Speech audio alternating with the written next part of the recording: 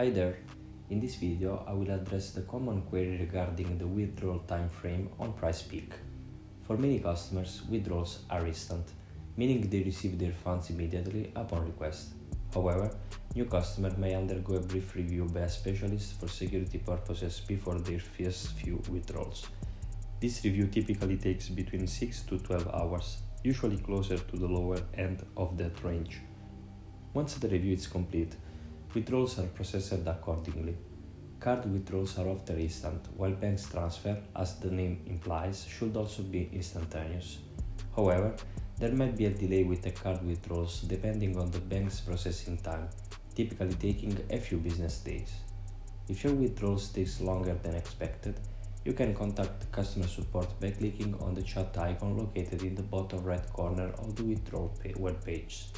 There, you can directly communicate with the support team to resolve any queries or concerns. That sums up the withdrawal process on Prizepicks. If you find this information helpful, don't forget to like and subscribe. Thank you for watching.